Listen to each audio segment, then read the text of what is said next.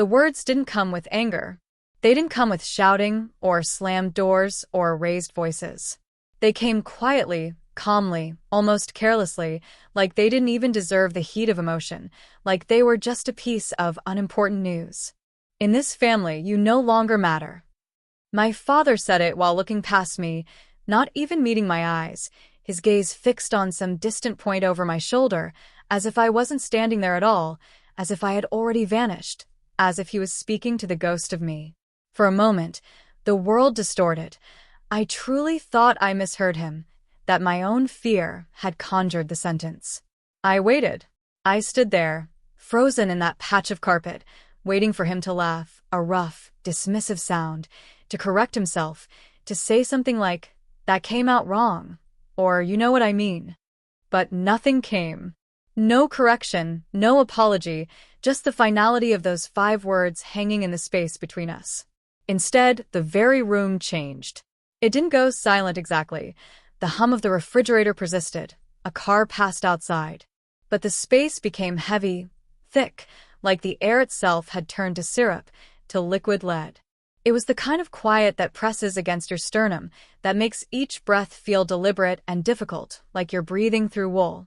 He simply picked up his phone from the table, his movements smooth and untroubled, scrolled through it with his thumb, nodded slightly at something on the screen, a message, a news headline, something far more engaging than the child he was disowning, and continued with his day as if nothing had happened, as if he hadn't just taken an eraser to years of effort, love, and loyalty with one quiet sentence. I stood there, my heart a frantic drum against my ribs, my thoughts scattering like startled birds, my body a confused statue unsure whether to fight or collapse. I didn't argue. I didn't cry. I didn't ask why. I didn't defend myself. I didn't say anything at all. I just nodded once, a small, mechanical dip of my chin, and walked away. Not because I agreed, but because something fundamental inside me had already shifted, had already realigned on some deep, tectonic level. Beneath the shock, beneath the searing pain, beneath the dizzying disbelief, there was something else rising, cold and clear. Not anger, not hatred. Clarity. Sharp, painful, diamond-edged clarity. Something inside me broke in that moment, not with a loud crash, not with dramatic tears, but cleanly, surgically, like a single vital string being snipped. And even though I didn't understand it yet, didn't see the path ahead, that moment, in that heavy air, quietly redirected the course of my entire life. Growing up, I truly, devoutly believed family was permanent. I believed it was unbreakable, a fortress you could always retreat to, something you could always rely on no matter how bad the storm got outside. I believed family meant loyalty without conditions, love without limits, belonging without question. I believed that if you stayed loyal, if you showed up when things were hard, if you sacrificed without keeping score, you would always, always have a place. That belief wasn't just a thought. It was the blueprint of my soul. It shaped everything I did. It shaped the choices I made, the safer paths I took, the wilder, more uncertain paths I avoided, the parts of myself I buried because they might not fit, might cause a ripple. I became the reliable one, the dependable one, the one who showed up without being asked, the one who fixed problems quietly in the background so no one else had to worry. I learned to listen more than I spoke, to absorb rather than express. I gave more than I took, believing that was the currency of love. I learned early, so early, that being needed felt infinitely safer than being seen. When money was tight, which was often, I contributed my part without complaint, taking on extra shifts, forgoing things I wanted. I didn't ask for recognition. I didn't expect gratitude. I told myself the stability was its own reward. When tensions rose, voices heating up over the dinner table, I stayed calm, a placid lake even when my chest felt tight and my own thoughts screamed inside my head. When arguments happened, I became the bridge, the peacemaker, the human shock absorber, the one who swallowed their own feelings, their own injustices, so everyone else could stay comfortable. I told myself this was love. I told myself this was maturity, was strength.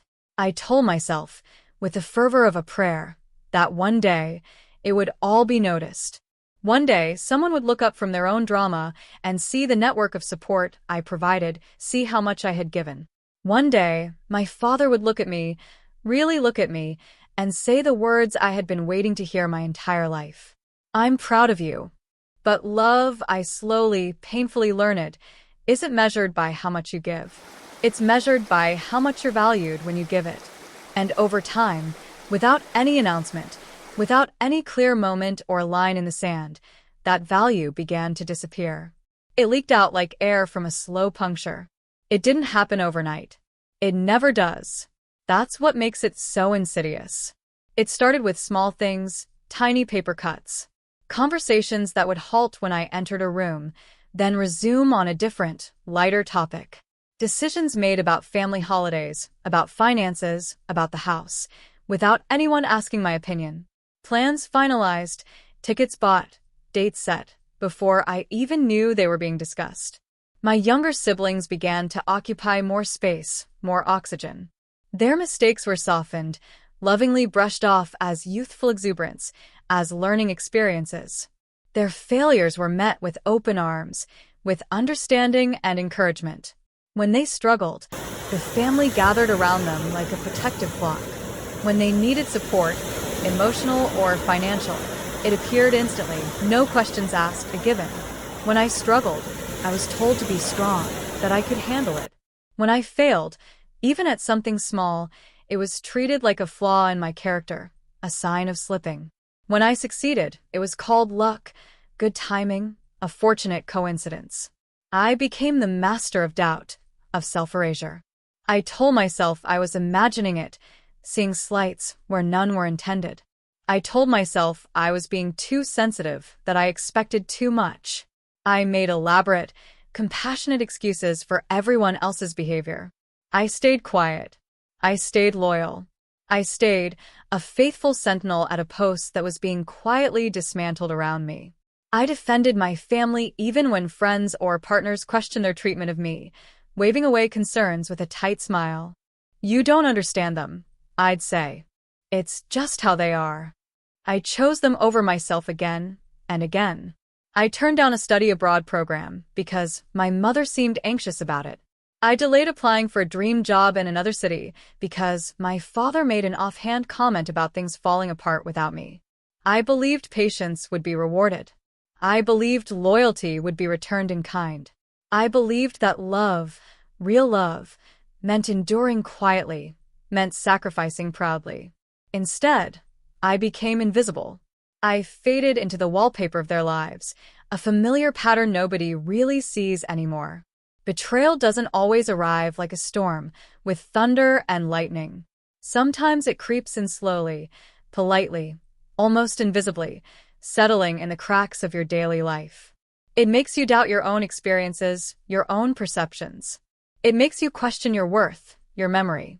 It convinces you, with a soft, persistent voice, that if you just try harder, give more, stay quieter, be better, things will eventually change. The scales will balance. Until one day, someone says out loud, in plain, unadorned language, what they've been showing you all along. You no longer matter. That sentence didn't hurt because it was new. It hurt because it was a confirmation, a brutal, official stamp on a truth I'd been refusing to acknowledge. It wasn't anger. It wasn't a hot burst of frustration. It was cold confirmation.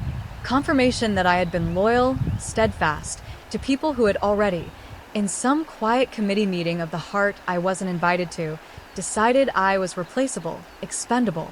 That night, I didn't sleep. I lay awake in the dark, staring at the ceiling where the headlights of passing cars painted slow-moving shadows, replaying everything. Every time I defended my family when others criticized them. Every time I chose their comfort over my own need. Every opportunity one gave up, folded neatly, and placed on their altar. Every boundary I never set because a boundary felt like an act of disloyalty. Every moment I convinced myself to stay quiet when every fiber of my being screamed to speak. And in the raw, pre-dawn hours, I realized something so terrifying and so freeing it stole my breath. I had been working myself to the bone, polishing my loyalty, trying to earn a seat at a table where my chair had already been removed, taken away, and nobody had bothered to tell me. That was the night I stopped explaining myself. I stopped justifying my pain, trying to make them understand the hurt they caused. I stopped trying to prove my worth, as if I were a product they needed to be convinced to buy. I didn't make a dramatic announcement. I didn't confront anyone, fists on the table. I made a quiet, iron decision in the dark. I would stop fighting for a place where I wasn't wanted. I would redirect my time, my attention, my energy, my very life force, toward a different horizon. I didn't leave in a blaze of anger. I didn't cut anyone off dramatically, blocking numbers with theatrical flourish. I didn't create a scene. I simply pulled back. I stepped out of the frame. And that quiet, deliberate withdrawal became the first stone in the foundation of my revenge, a revenge that had nothing to do with them and everything to do with me. I stopped answering calls immediately, letting them go to voicemail, returning them hours later with a brief, polite text. I stopped fixing problems that weren't mine, the leaky faucet, the unpaid bill, the simmering argument between my siblings. I stopped funding situations where my contribution was expected, but my respect was absent. I stopped being the ever-available source of emotional labor, the free therapist who drained herself to fill others, leaving me empty and parched. Instead, I invested in myself. With a fierce, focused energy I didn't know I possessed, I poured into my skills, into my work, into my discipline, into my future. While they argued over petty grievances, I studied late into the night. While they relaxed into familiar inertia, I built a portfolio, a savings account, a network. While they underestimated me, spoke over me, I prepared. I became a student of my own potential. I became busy. Not fake busy. Not the kind of busy that's meant to impress or provoke jealousy. Productively busy. Purposefully busy. My calendar filled with things that mattered to me: courses, gym sessions, projects, quiet nights of reading. And something interesting, almost predictable, happened. The less available I became, the more noticeable my absence was. Suddenly, things in the family ecosystem didn't run as smoothly. Problems lingered, grew mold. Money felt tighter without my steady, silent contributions. A certain kind of support, the kind you only notice when it's gone, felt missing. The countless things I had quietly been holding together, the glue in the cracks, started to show stress fractures. They felt the gap, the sudden draft, but they didn't understand its source. Because when you remove the foundation quietly, brick by brick, the building doesn't collapse immediately. It cracks first. Hairline fractures appear in the plaster. The doors start to stick. Weeks passed, then months. The seasons changed outside my new, quiet apartment. Slowly, the messages started drifting back in. Short ones at first. Neutral ones. Hey, what's up? Then longer messages. Curious ones. Haven't heard from you in a while. Everything okay? Then, finally, concerned ones, tinged with a faint, confused accusation. Where have you been? Why don't you come around anymore? You've changed, you're different. And they were right. I had changed. But not in the way they thought, not colder, not harder, but centered. Solid. I didn't rush back to explain. I didn't craft long texts justifying my silence. I didn't accuse anyone or list my grievances. I stayed calm, polite, unwaveringly distant. And that precise, peaceful distance scared them more than any shouting match ever could. Because anger means you're still engaged, you still care enough to fight. Silence means you've already left the battlefield. It means you've moved on. My father noticed. He watched from a distance, through the fragmented reports of others, as I grew more confident, more focused, more visibly independent. My success, once ignorable, became tangible. A better car, a mention in a local paper, a palpable steadiness in my bearing. For the first time, he wasn't in control of the narrative, of my narrative. And that unsettled him deeply. His authority, which had always been the gravitational pull of my life, now meant nothing in my orbit. One evening, my phone rang. His name flashed on the screen. I let it ring 3 times before answering.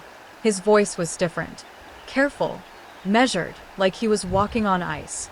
You seem successful lately, he said, the word successful sounding strange in his mouth. I said nothing, just let the silence stretch. There was a long pause, filled with his shallow breathing. Then he added, the real question slipping out. You don't come around much anymore. I replied calmly, my voice level, devoid of the old yearning or hurt, simply stating a fact. I'm busy building a life where I matter. The silence on the line was profound, long, heavy, not angry, not shouting, just a void of sound that swallowed his next breath. Then a sigh, a tired, ragged, regretful sigh. He tried to explain then. He fumbled, tried to soften the words from that day, tried to say he hadn't meant it the way it sounded, that it was said in stress, that I was taking it too personally. But some words, once released into the world, can't be taken back. They exist. They have weight. Some truths, once they reveal themselves, even for a second, can never fully hide again. They linger in the air, forever changing it. And for the first time in my life, listening to him struggle, I felt no pull. I didn't need his approval. I didn't need his validation to know my own worth. I didn't need him to understand my journey. That lack of need, that complete emotional independence, was the real, irreversible power shift. The cord was not just cut, it had dissolved. Months later, there was a large family gathering, a birthday for my grandmother. I decided to attend, not out of guilt, not out of obligation, but out of a calm, steady confidence. I walked indifferent. I moved differently, calmer, stronger. The room felt it immediately, a subtle shift in the atmosphere. Conversations dipped slightly when I entered, then resumed with a new awareness. When I spoke, people listened instead of waiting for their turn to talk. A quiet, unfamiliar respect replaced the old, casual dismissal. My father watched me all evening from his chair across the room, saying very little, a silent spectator to the person I had built from the ashes of his indifference. And in that moment, surrounded by the noise and the history, I felt nothing turbulent. No anger, no bitterness, no burning need to prove anything, to show them what they'd lost. Just a deep, settling peace. Because my growth, my stillness, my success, spoke louder than any explanation, any confrontation, ever could. My presence was my statement. I learned something the hard way, the only way you ever really learn the profound lessons. Some people don't actively hate you. They just don't value you. Not truly. Not until you're gone, and the space you filled becomes a palpable emptiness. Some families aren't forever. They are lessons, painful, carving lessons, necessary for the sculpture of your own soul. I learned that loyalty without boundaries is just self-betrayal wrapped in a noble flag. I learned that silence, a chosen, purposeful silence, can be infinitely louder and more powerful than any confrontation. I learned that redirecting your energy, your faith, your love, back onto yourself can change your entire destiny, can alter the very trajectory of your life. So if someone ever tells you, with words or with actions, that you don't matter, believe them. Not because they are right, they are not, you are inherently worthy, but because it is your signal, your permission slip, to leave. Not in a fiery rage, not in a drama of slammed doors, but in a steady, unwavering commitment to your own growth. Because the loudest, most resonant form of revenge isn't destruction. It's success without explanation. It's a life lived well, a peace earned deeply. And the greatest, most personal justice you will ever achieve is living a life, from that day forward, where your own value is so solid, so intrinsic, that it is never, ever questioned by anyone, especially not by you. The chapter of seeking their validation is closed. The story of your own becoming is all that remains, and it is more than enough.